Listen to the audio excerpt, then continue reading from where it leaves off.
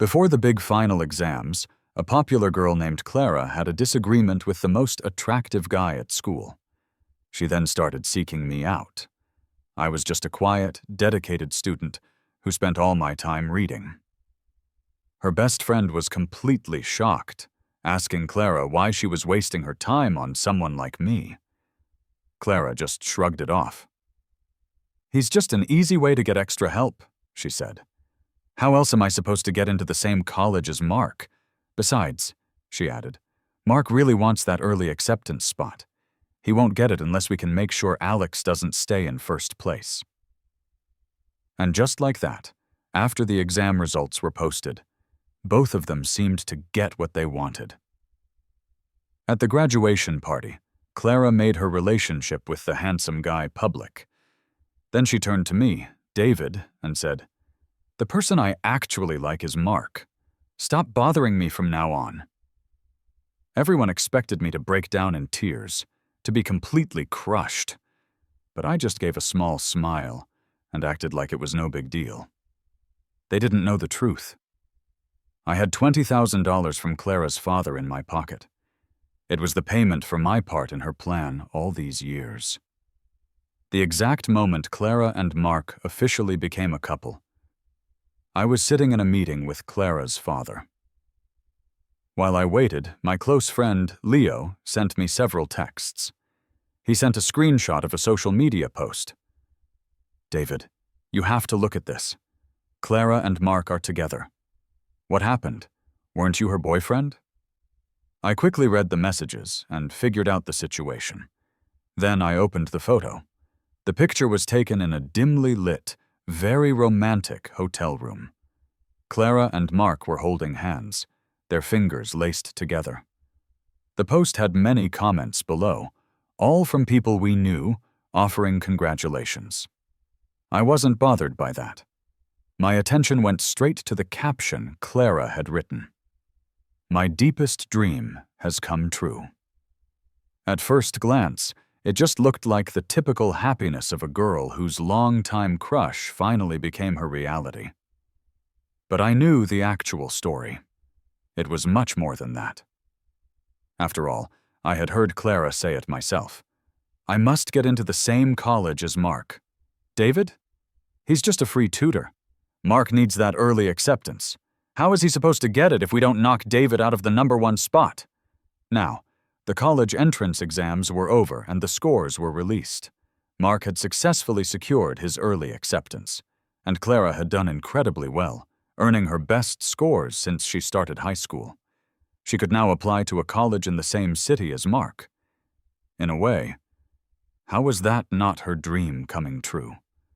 What truly shocked Leo, though, was the relentless effort I had put into helping Clara over the last 2 years. I had requested to change my seat so I could be her deskmate. I prepared study guides for her and made sure she practiced English vocabulary and key concepts every single day. I brought her an umbrella when she was caught in a sudden downpour. I even brought her medicine when she got sick during an important exam. To outsiders, it looked like I was some kind of dedicated hero, trying with all my heart to save a wild, rebellious girl from herself. In the beginning, Clara had ignored me completely. So, when she suddenly changed her tune, everyone just assumed she had been touched by my loyalty and hard work. For 2 years, Clara and I were never apart. With my help and supervision, the girl who was once always out partying had transformed into a focused, top-performing student. You could say that I was a major reason Clara was even going to college. So everyone in our class just assumed it was a guarantee. After all the effort I'd put in, after showing so much care for her, we were expected to start dating after graduation. No one saw this coming. The exam results had just been released, and Clara was already going public with Mark. Leo clearly couldn't accept her using me and then dropping me so quickly, or what looked like stabbing me in the back. His texts kept interrupting. They caught the attention of the person sitting across from me. "David, if you have something important, please feel free to text back," Clara's father reminded me kindly. I muted my phone. "It's nothing serious." He smiled and slid a debit card with $10,000 written on it across the table. "Thank you for helping Clara with her studies over these last 2 years. She was only able to get into college because of you. This is the rest of the payment for your tutoring. If you have any other requests, don't hesitate to ask. I will do my best to assist you." His smile was warm and welcoming. It reminded me of the first time he had approached me. "David, I heard you were the highest-scoring middle school student in the city on a special scholarship. I have a small favor to ask." I hadn't even met Clara at that time. The principal and my homeroom teacher had called me into the office. Clara's father was there, looking just as friendly as he did now. He said he had a daughter. Ever since her parents' marriage fell apart, she had become rebellious and difficult. They were worried she would waste her 3 years of high school. They wanted to find a smart student with good character to be her deskmate. "Here is $10,000. If you can help my daughter, support her, and get her into college, I'll give you another $10,000. $20,000 total." That was more money than my family had seen in over a decade. While I was still trying to process the offer, the principal had already accepted the card and made a promise. "Mr. Reed, please don't worry. Our teachers and students will all work together to help Clara." Clara's father nodded, looking completely satisfied. Now I had finished the task he requested. He was here to pay the rest of what he promised. "That's truly not necessary, thank you, sir." That initial $10,000 had allowed my family and me to live comfortably for 3 years. This new $10,000 would cover my upcoming college tuition and living expenses. I was more than satisfied and incredibly thankful. Clara's father seemed genuinely appreciative. Before leaving, he even told me that if I ever needed help, I could call him. I didn't respond to that. In high school, when we were studying old Chinese literature, I learned a phrase that essentially means the deal is finished. Now that Clara was going to college, my arrangement with him was over. After Clara's dad left, I opened my phone again. Leo had stopped texting, probably because I hadn't replied. Until I sent him a simple, "Got it." He replied instantly. "So, are you still going to the class party tonight?" Since the exam scores came out, most of our class had done quite well. Everyone had decided to get together for one last high school dinner. If it was only the students, I probably wouldn't have gone. But this dinner was also described as a thank you to our teachers, and our homeroom teacher and others were invited. They had all been supportive of me over the past 3 years. "I'll be there," I replied. At 7 o'clock, I arrived at the restaurant. I don't know if I was early or if I just showed up at a notable moment. The private room only had Clara, Mark, and a few other classmates inside. After a few quick greetings, the discussion turned to college plans. "Clara, where are you planning to apply?" "Is that even a question?" "With Mark, of course." "Exactly. Who do you think our girl was studying like crazy for this last year?" Before Clara could even answer, the room was filled with joking comments and laughter. Everyone there had seen Clara's social media post. They all knew about her and Mark. Mark just smiled, resting his head on Clara's shoulder without saying anything. Clara put her arm around his shoulders in a protective gesture. "Of course. I've always said I was going to the same city as Mark for college." Everyone laughed again, until someone asked a question. "So, does anyone know where our class president is applying?" The room suddenly went quiet. I was the class president. Back then, our homeroom teacher gave me the title as an excuse to get me to help Clara. Over the past 3 years, I'd lived up to the name by sharing my study notes with the whole class. Maybe I was imagining things. But I saw the smile on Clara's face briefly freeze. Mark noticed it too, and blinked. He'll probably apply to the same school as me. After all, our class president wanted that early acceptance spot too. True, his scores are definitely good enough. "Hey, Clara, do you know what David got?" someone asked, looking at her. Clara shook her head. "He didn't tell me." "No way! Aren't you two the closest? He didn't even tell you that?" Clara was quiet. She looked a little upset. Mark took her hand. "It's no big deal if you don't know. It would be kind of awkward if he actually did apply to the same school as me." "Why would it be awkward?" Mark pressed his lips together. "Everyone thinks I stole his early acceptance spot. He must be holding a grudge." Clara's forehead wrinkled. "He missed the test on his own. What does that have to do with you?"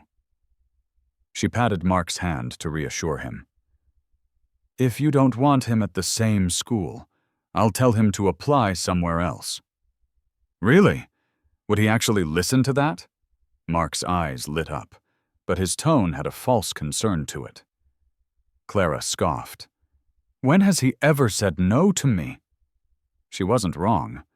To get Clara to actually pay attention and accept my tutoring, I had been completely agreeable to her every desire.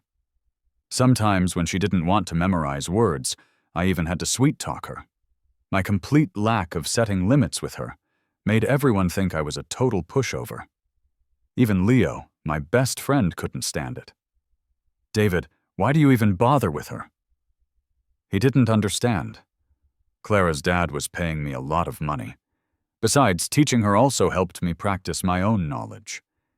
It was a good arrangement for both sides. Hearing Clara's words, Mark relaxed and leaned happily on her shoulder again. The conversation about college had basically ended. They started a new topic inside. Just then, more classmates arrived at the elevator, including Leo, who had been texting me. "David, you're here. Why aren't you going in?" he shouted when he saw me standing by the door. He ran over, casually draped an arm around my shoulder, and pushed open the door to the room.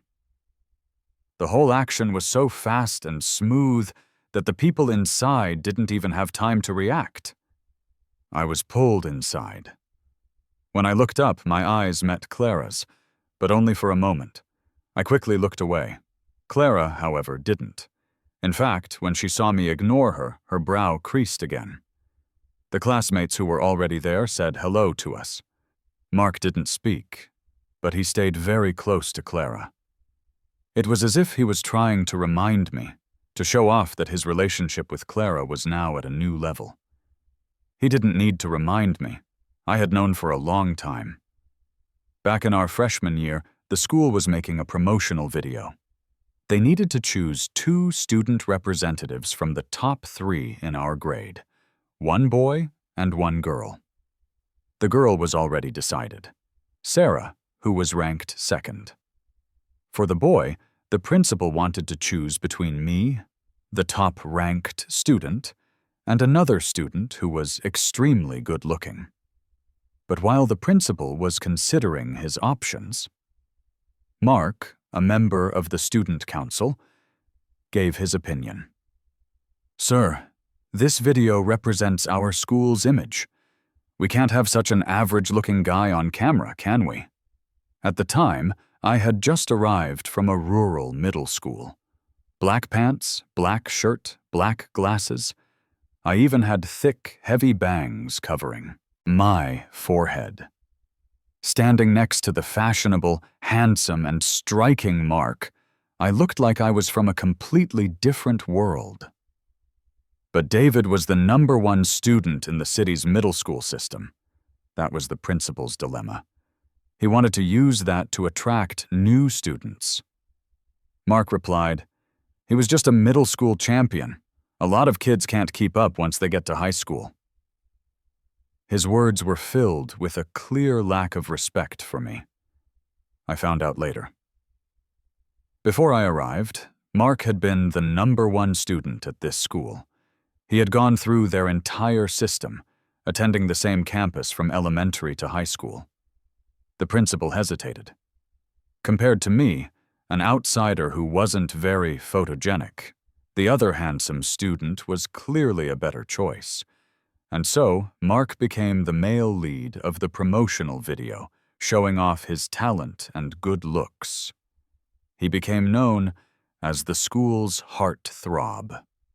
As for Clara, she first noticed Mark because of that promotional video. Among Mark's many admirers, Clara was by far the most persistent. She was a wealthy kid, the type whose family often donated buildings to the school. Though she was flashy, wild, and didn't take anything seriously, you couldn't deny she had a beautiful, delicate face. Many boys at school had secret crushes on her. She pursued Mark relentlessly for an entire semester. Mark remained completely unmoved. "Clara, we're still students. We should be focused on our studies. I'm aiming for early acceptance to a top university. You can't even pass the basic requirements for college. Stop bothering me." Maybe being rejected by Mark again and again finally got to her. A young girl's pride is a stubborn thing. Clara didn't show her face around Mark for a whole month. When the next semester started, Clara suddenly transferred into our class. At first, everyone thought she was doing it for Mark, but the two of them acted like strangers, never speaking to each other. Clara sat alone in the back corner of the classroom and started to actually pay attention in class. But she had fallen so far behind. She ended up at the bottom of the class rankings. Until I came along. I greeted everyone who said hello to me and chose a seat on the opposite side of the room. More classmates arrived in small groups. The invited homeroom teacher and other faculty members also came. We talked about the past and looked forward to the future. The atmosphere was friendly and lively. At one point, Mark pulled Clara up, and they walked over to our homeroom teacher. "Mr. Harrison, here's a toast to you. Thank you for looking after us all these years." Our teacher's gaze paused on the two of them for a moment. Clara hadn't blocked anyone from seeing her social media post. In the past, he would have switched into full-on guidance counselor mode and given them a serious lecture. But now, we had all graduated.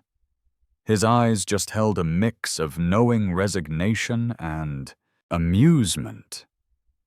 His gaze fell on Clara. "I knew you had an underlying purpose when you transferred into our class, young lady." Clara gave a rare, shy, almost girlish smile. Then our teacher spoke again, this time more seriously. "Clara, once you're in college, you can't be like you were before." Mark said, "Don't worry, Mr. Harrison. I'll keep an eye on her." "Good. Then you can take over David's job, ha ha ha," the teacher laughed. He was actually the one who had recommended me to Clara's dad and the principal. He knew my family didn't have much money and always looked out for me. When he heard that Clara needed a desk mate like me, he arranged for me to be the one. For 2 years, Clara never knew, but the teacher and I had a silent agreement. Clara looked at me again. She probably thought about everything I'd done and wanted to say something. But Mark spoke first. "Speaking of which, I haven't thanked our class president yet. If it weren't for him, Clara and I wouldn't be able to go to college together." His smile was bright and striking. His tone, however, sounded sincere. After he finished, he even looked at Clara. "Right, Clara?" "Yeah," Clara nodded. "David, thank you for these past 2 years." "No need to thank me. I was just doing a job for someone, just completing the task I was hired to do." After tonight, Clara and I would likely never cross paths again. Clara didn't expect my attitude to be so cold. The look in her eyes turned instantly cold. Our homeroom teacher was completely unaware. He even looked at us with a satisfied expression, as if he was moved by the friendly, helpful relationship between us students. He didn't know. In the eyes of our classmates, we had become a complicated love triangle. After the dinner, some people were still energetic. They suggested going to a karaoke bar. Our homeroom teacher and the other faculty members politely declined. "We'll skip it so you guys can relax. Have fun, and send a message in the group chat when you get home." After his usual warnings, the teachers left. I didn't want to go either, but Leo insisted and dragged me along, wanting me to keep him company. And so the group moved to the karaoke place. I can't sing, so I stayed in a corner playing a dice game with Leo. Just then, Clara's voice came through the microphone. "Everyone, today is the day Mark and I got together. Everything is on my tab." Her loud, bold voice echoed through every part of the room. A wave of cheering erupted. Mark stood beside Clara, a proud and happy smile on his face that he couldn't hide. Of course, some people looked over at me. They had all witnessed my overly devoted behavior during high school. Thinking about all I had done only for it to end like this, I saw all sorts of pitying looks. I didn't truly care. After all, I still had that fresh $20,000 from Clara's dad, still warm in my pocket, so to speak. "David." Just then, a gentle girl's voice spoke next to me. I turned my head, confused. A beam of light from the karaoke machine swept across the girl's delicate face. Maybe my eyes were deceiving me, but I thought I saw the tips of her ears turn red. "David, can I apply to the same college as you?" "Huh?" Before I could even react, Leo exclaimed, "Sarah, are you serious? You want to apply to the same school as David?" I don't know if his voice was just that loud, or if it was just a coincidence that someone was changing the song. The room suddenly fell silent. Several pairs of eyes landed on me. I looked at the girl in front of me and finally remembered her. Sarah. The girl who shot the promotional video with Mark. I didn't really have a strong impression of her. The most memorable thing was that she was always ranked second in our grade. People called her the constant number 2. Even after I arrived, her rank never changed. Although we were in the same class, and our ranks were close, we sat at opposite ends of the classroom. Plus, in high school, all my attention was focused on helping Clara and studying. Only now did I have a moment to really look at her. Because of Leo's outburst? Sarah's ears turned an even deeper shade of red, but her eyes were bright. She was still waiting for my answer. Sure." I actually had no idea what Sarah's scores were, but applying to college was her decision. Which school she applied to was her choice. She didn't need to tell me. After I answered, Sarah smiled. But then a sharp sound of a trash can being kicked echoed through the room. Everyone jumped. Their attention was pulled back to the other side of the room. In a sofa, in the corner. Clara was sitting there, her expression impossible to read. But you could feel the dark energy and her grim face. "David!" Clara suddenly shouted my name into the microphone. "I need to talk to you." I frowned in confusion. So did Mark. But beyond his confusion, there was a quick flash of anger and jealousy I couldn't quite understand. But that flash of anger and jealousy quickly turned into triumph and provocation at Clara's next words. "What is it?" "When you fill out your applications, stay away from the school Mark got into." Clara's voice was cold, like an order. "Why should he?" It was Leo who immediately spoke up for me. He shot up from his seat. "Clara, don't take it too far. David can apply to whatever school he wants. What's it to you?" Clara ignored him. Her cold gaze shot across the room to me. "Mark and I are going to college together. I don't want to see you at his school." So that was the reason. She was probably afraid I'd get in the way of her relationship with Mark. A smile couldn't help but creep onto Mark's lips at Clara's words. Leo was furious. "Clara, if it wasn't for taking you to the hospital, would David have missed the early acceptance exam? Would that spot have gone to Mark?" Clara's face was like stone. Everyone else might forget, but she couldn't. On the day of the early acceptance exam, she had pretended to have a stomachache and made me take her to the hospital. The whole point was to make me miss the test, so that Mark could get the spot. "Leo, watch your mouth!" Mark snapped. "David didn't take the exam seriously himself. Why blame someone else?" One person was willing to ask. The other was willing to help. "Who's to blame?"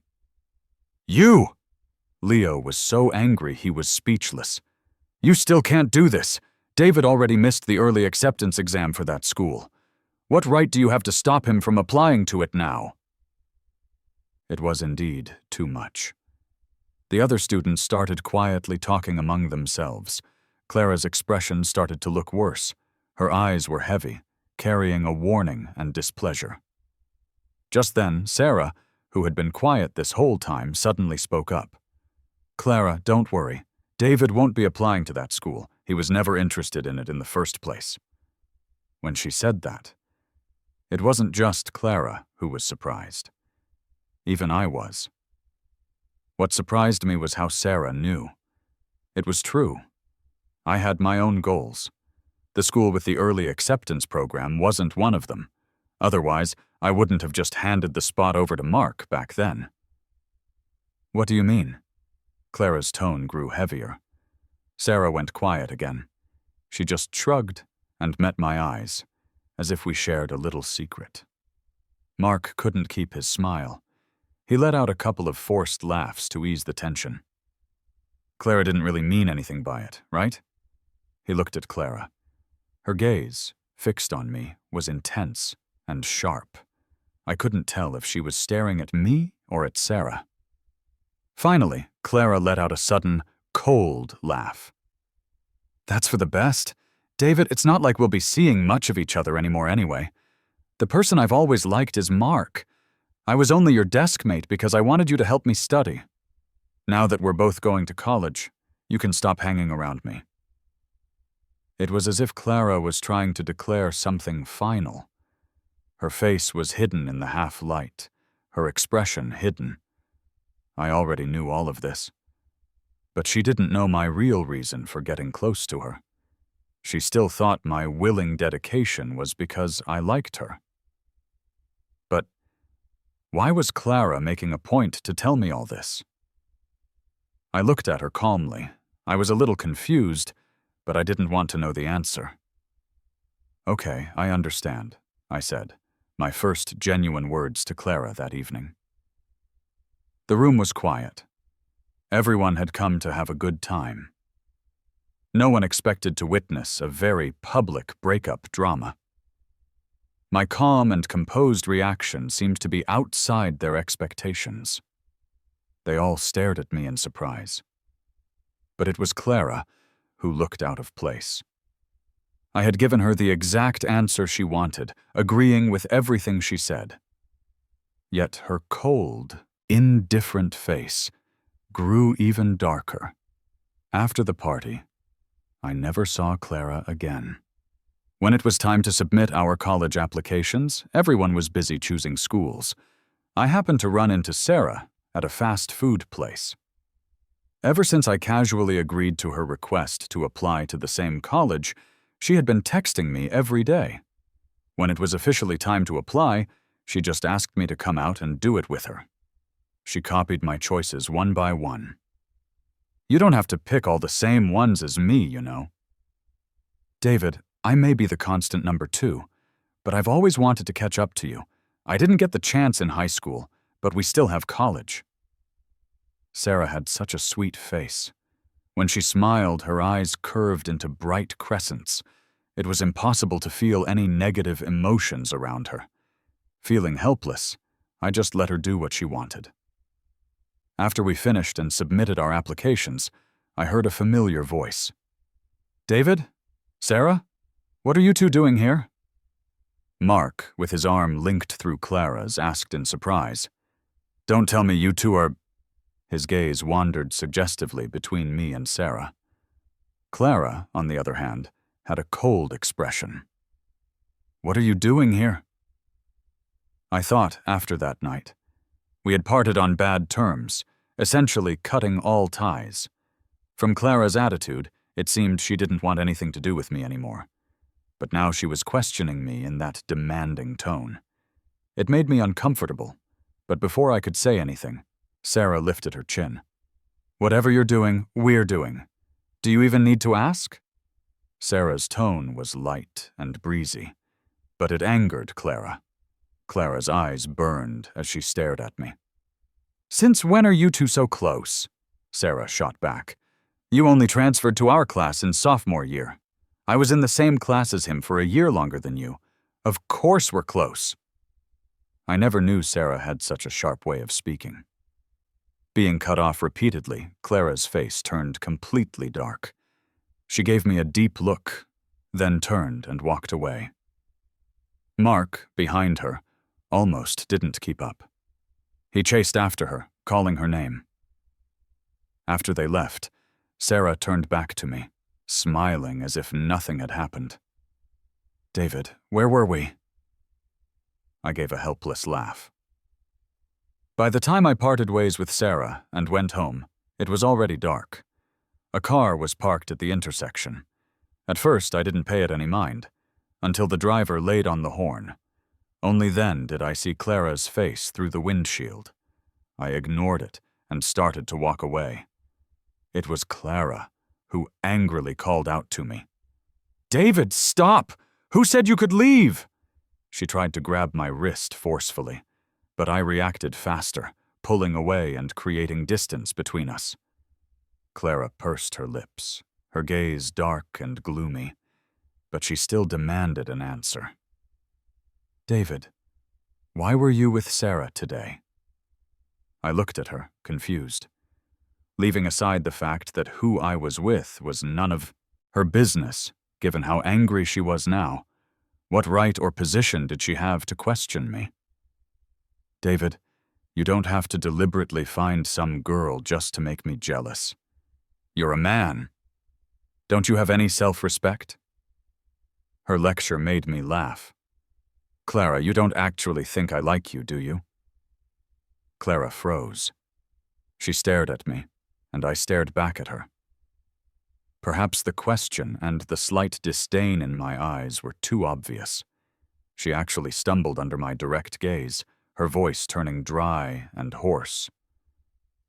What do you mean? Why do you think the principal agreed to let you transfer classes? Why did our homeroom teacher say nothing about a struggling student like you joining an advanced class? And why did he assign me, the #1 student, to be your desk mate? You'd rather believe that my help and closeness were because I liked you, instead of considering any other reason? Did you really think that with my high school workload, I had the free time to play some kind of rescue game with you? My string of calm questions. Clara's eyelids trembled, and her face went sickly pale. I curved my lips into a smile. "Oh, princess, you're so naive." That night, even Clara's steps were shaky as she turned to leave.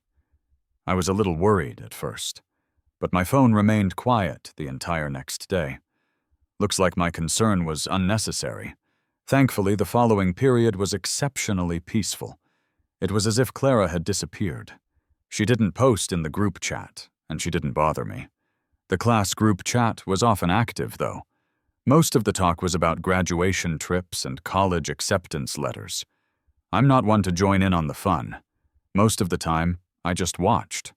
The only people I kept in regular contact with were my good friend Leo and Sarah, who, after we submitted our applications, found all sorts of excuses to chat with me and meet up. I could guess the deeper meaning behind her chats, but I honestly wasn't in the mood to start a relationship. Until the acceptance letters came out. Sarah asked me again. "David, did you get your acceptance letter?" "I did." "So, what are your plans now?" Unfortunately, Sarah and I didn't get into the same school. We were off by a single point on our scores and ended up in different cities. "I want to go check out the city where my university is." This was something I had planned for a long time. After burying my head in books for over a decade, I had never really gone out and explored.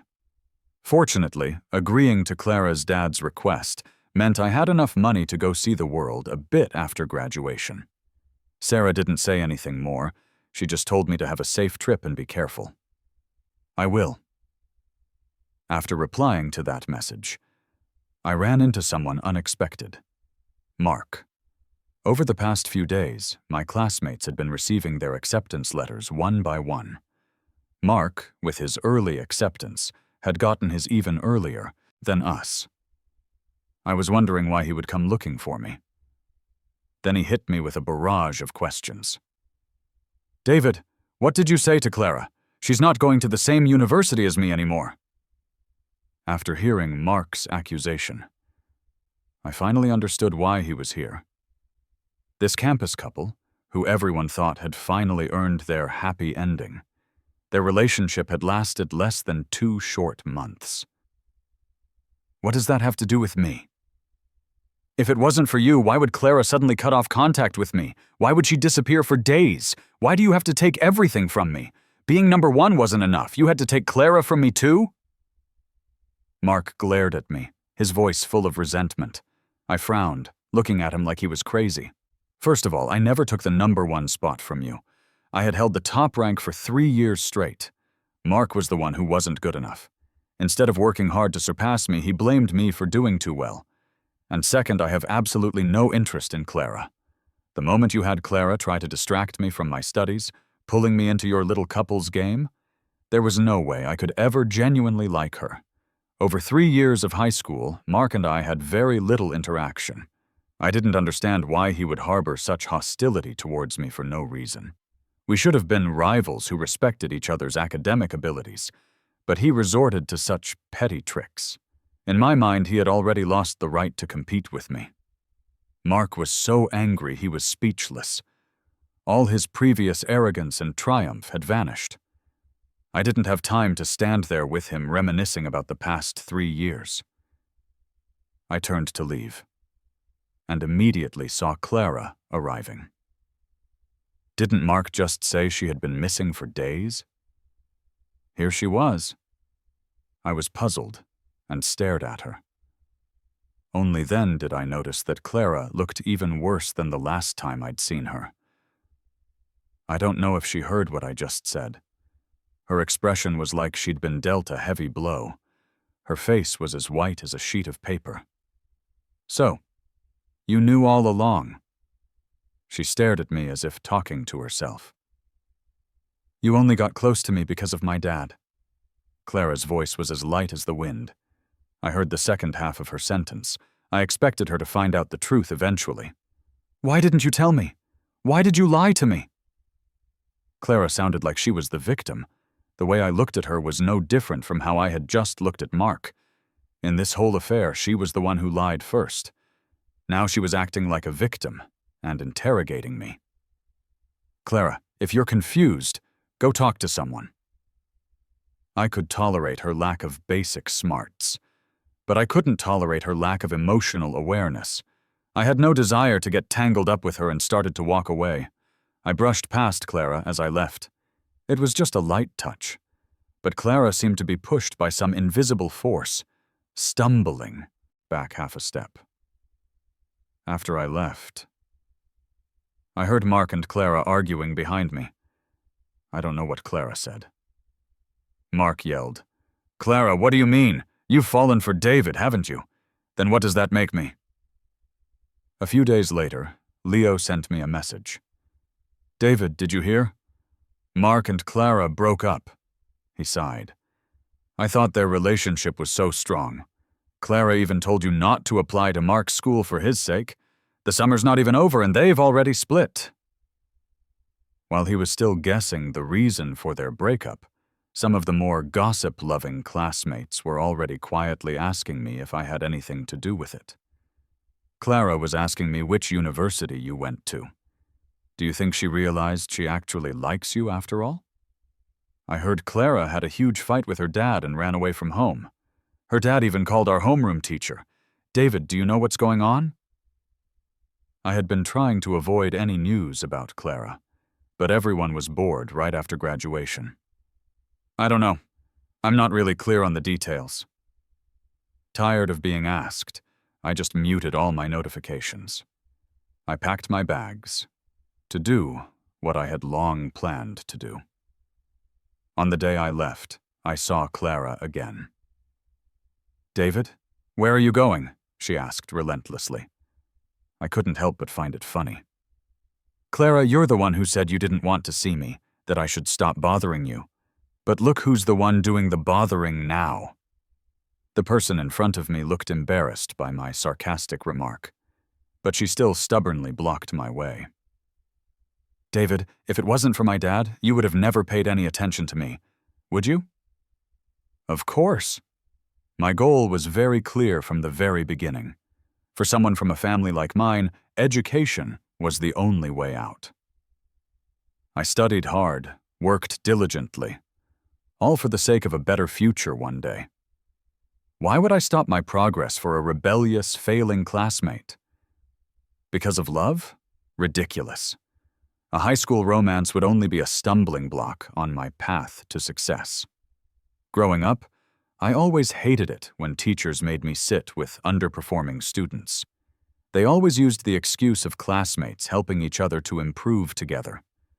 But if a person could change just by sitting next to a good student, then there wouldn't be so much competition in this world, would there? Without Clara, I probably would have scored even higher. But then I thought about it.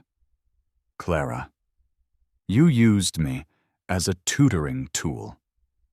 And didn't I use you as a tool to make money and ease my family's financial burden? We both got what we wanted. It was a simple exchange. It was just a matter of what I chose. Maybe my words were too direct. Clara's lips trembled slightly. Her eyes were so red they looked like they were about to spill tears. "I don't believe you. David, we were desk mates for so long. I don't believe you never had any feelings for me. Otherwise, you wouldn't have brought me an umbrella in the rain or medicine when I was sick."